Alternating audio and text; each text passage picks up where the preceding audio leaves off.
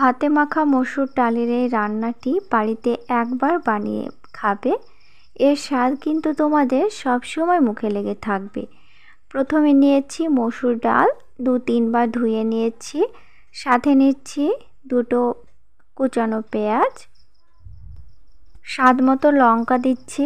অবশ্যই ঝালটা তোমরা স্বাদ মতো দেবে। দেব এখানে টমেটো কুচি, এখানে 2টো টমেটো কুচি করে নিয়েছি। আর দেব রসুন বাটা, এখানে বাটা রসুনটা ব্যবহার করা যেতে পারে, আবার ছেঁচানো রসুনও ব্যবহার করা যেতে পারে।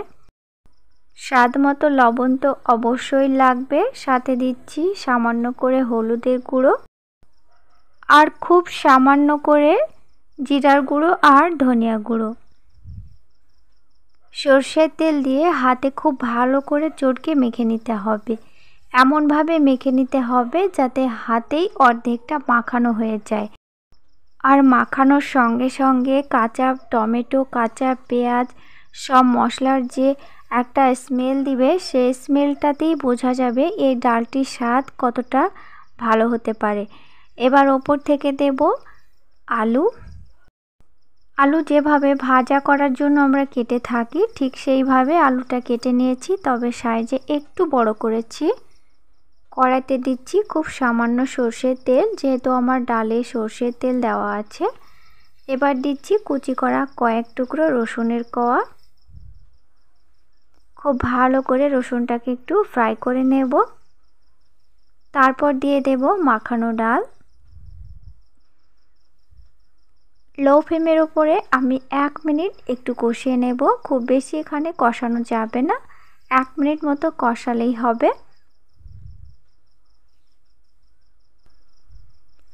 ভালো করে নাড়াচাড়া করে 1 মিনিট কষিয়ে নিয়েছি। এবার দেব জল, আর জল অল্প করেই দিতে হবে। এই ডালটি কিন্তু খুব পাতলা ভালো লাগবে না, একটু গাঢ় গাঢ়ই বানাতে হবে। ঢাকনা দিয়ে রেখে দিচ্ছি প্রায় 10 মিনিটের জন্য। দেখো বন্ধুরা, 10 মিনিট পর ফিরে এলাম। ডালটি খুব ভালোভাবে তৈরি হয়ে গেছে, খুব ভালোভাবে সেদ্ধ হয়ে গেছে। আর ডালটি কিন্তু ঠিক এইভাবেই রাখতে হবে। রান্নাটি কেমন হয়েছে অবশ্যই আমাকে কমেন্ট করে জানাবে। আর ভালো লাগলে অবশ্যই চ্যানেলটি সাবস্ক্রাইব করে দিয়ে আমার সাথে থাকবে, সাথে লাইক করবে। তো ভালো থেকো, ফিরে আসছি পরে কোনো ভিডিওতে। ধন্যবাদ।